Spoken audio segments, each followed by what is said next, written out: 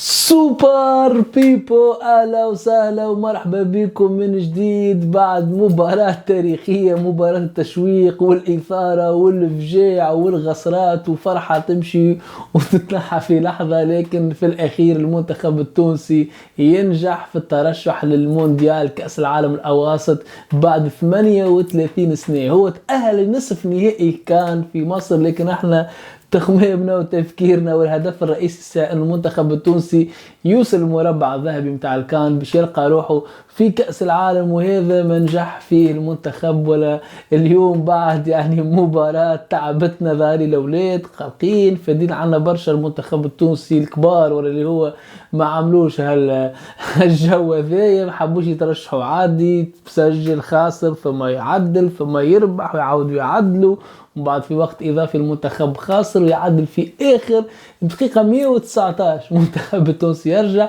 وحتى في ضربات الجزاء ما حبوش يسيبونا، خلونا عندكم برشا ما عشتوش غصرات وفجاع باش نترشحوا، باش نحسوها بدمها، باش نحسوكم في الترشح هذا، خاطر برشا عباد تحس منتخب أقل من 20 سنة يونيون كيما قلنا اليونيون هذوما باهين، مش كيما اليونيون تاع 23 خرجتنا الكونغو على الأقل، ما يجيش عيب وما عادش فيها، عاد خرجنا الكونغو من كأس اليونيون من أقل من 23 سنة المنتخب، والحرمونا من الأولمبياد هذوما ما يحرموناش من كأس العالم. والإصرار والجوالات والناس كلها كانت تحس روح كبيرة، وتحس إرادة، وتحس الناس الكلها عندها مصممة إنها تترشح، والكرة مشيت معانا ومشيت مع المنتخب التونسي. في بعض الأوقات كان المنتخب بتاعنا تحسه سيء أي مشي على روحه كما قلنا، والهدف والحمد لله كي خرجك الغول الوحش العبيث اللي كنا باش نبتوا نحلموا بها باسينغا. ما هذا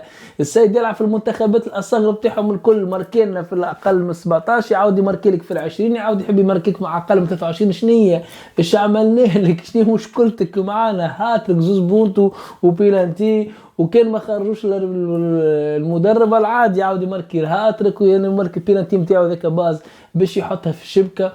شكرا للمدرب الكونغولي، رتحنا يدخل فيه مدافع من 110 كدسهم الكل في المدافعين وبدلهم الكل. اصلا الثلاثه اللي يشوطوا الويله الثلاثه الجدد كلهم مرعوشين والكلهم قريب من التضييع واللغز في المباراه هذه. الحارس رائد القزاح اللي في الماتش ما فماش حارس، تونس تلعب الكاش فارغ يرعش بكل شد، الكره بدا يبان بفيها يودي يهديك ربي بوتر ما حبش يخرج، خرج روتار وزاد غلطه من الظهير الايمن غربير كيفاش تعدى به والحارس ماركيو بونتو زاد شاتها جاب ربي نحاها الفار، ولا من يحب يشوتوا ويمشي ماركيو في الاخر كيف البونتو الثاني التعادل نتاعهم خرج وهكا، ارتباك كبير. ثم سبحانك ما عملناش احنا تغيير، تحس بالك بدل جارديان المدرب عادل السلمي ما بدلش، عبارة تبدل هز عبد تعبد واحد اخر، ولا يتبع في ضربات الجزاء كلها، ولا يقلق وشد الاولى وشد الثانيه، وجاء الكوره سيئه باش ترشح يوسف سنينه خلهم لين مانيش باش نرشحكم، استناو اللي بعدي. وجاء عزيز عبيد وحط الكرة في الشبكة. اليوم التغييرات هم زوج جوارات دخلوا التغييرات عطاوا روح كبيرة وبدوا زدم وجه المنتخب اللي هما شوشين وآدم قرب. شوشين صاحب الهدف الأول وصاحب الركنية اللي جابت الهدف الثاني وهدف الثالث وهدف التعادل الحاسم اللي هزنا ضربات الجزاء. وادم قرب اللي جديد عليه غريبه، مش غريبه عليه ولا ما عادش يلعب في المنتخب ولا ديما يقعد على البنك، لاعب كان ديما اساسي حتى قبل وقت اللي ماتشات الوديه ما قبل وديه وديما يلعب يدخل. الجديد في ادم قرب ولا ركنيات ولا مخالفات يلزموا يهز كوره ويمشي شوط، هذا برسمي ساقي يمين وساقي يسار.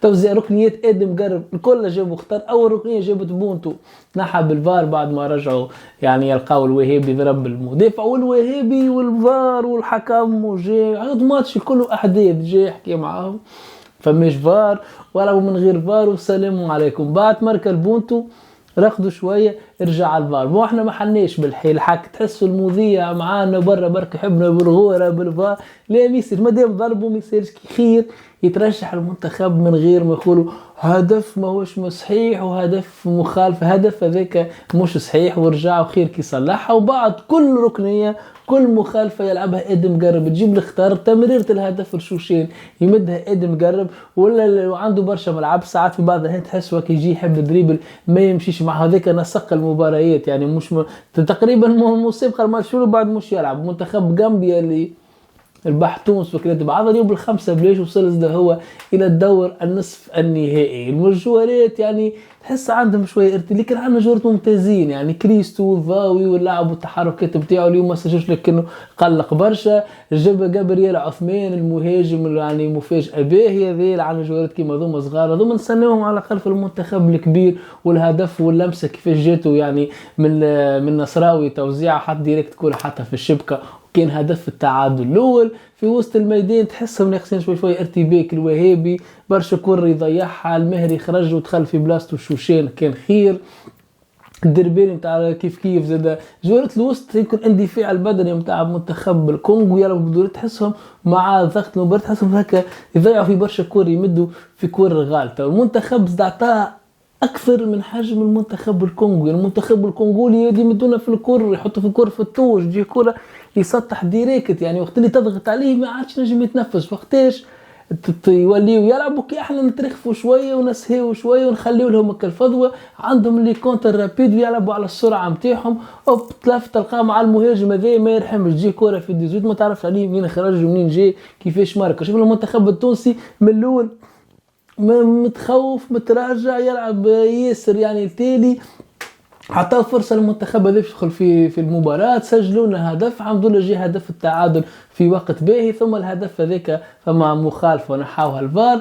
في الشوط الثاني تحرر شوية المنتخب ولينا نضغطوا بعقلنا مع التغيير تحس تونس ولا توحدها ولا والاخرين ظهر الضعف متاعهم وتعريت الارتباك متاعهم. في كل لحظة تحس المنتخب ينجم يسجل الثالث وينجم يحسم المباراة ولنا احنا وحدنا في الماتش وجونا باهي ومترشحين كالعادة غلطة وتمركز خط دفاعي يتفسخ بتمريره يخرج الغوريلا يحط كرة في الشبكة ولا الحارس يتحمل المسؤولية والمدافع والظهير الأيسر اللي هو نصراوي. ولهنا المدرب عادل السليمي خرج النصراوي علاش لاعب معناه غلط خرج النصراوي ودخل فرج بنجيمة يعني تغيير تحسوا اللاعب يفهم خطأ من جهتك انت خرجنا دخلنا فرج بنجيمة مش يلعب على جهة اليسار. ندخل في الوقت الإضافي فرج بنجيمة يعمل ضربة جزاء يعني هو جي حط كورة ضربت في يده ضربة جزاء وضربة جزاء ذيك ولات بونت وبعد عاود يخرج فرج بنجيمة جي معناه انت لاعب دخلت هاي انت هيك غلطت انت غلطت اخرج انت غلطت اخرج ما تجيش هيك تأزم باش يموت باش تعمل هيك جوار تحسوا جوارات صغار اقل من 20 هذوما راهو يلعبوا يعني فهمها وركبت له حتى كيفاش يبدل يلعب الجوار اللي يغلط خرج يعني يحسها يعني لعب تحطم معنويا انهار جمله. الحمد لله المنتخب نجم يسجل كيما التغييرات هذوما يعني ما يجيوش اما التغييرات الاخرين كانوا كوتشينغ وناجح قلب قرب والشوشين كي دخلوا واحد ما تباس الاخر ماركه وكانوا حاسمين في المباراه وحتى في ركلات الترجيح سجلوا ضرباتهم قرب الخامسه تسديده ممتازه حتى في الشبكه لكن الله غالب اسنانه اموره ضايعه ولا شو اسمه اللي ضايع سيتو اللي شادها في السماء هذيك دوخنا كيف اموره تابه. لكن الحمد لله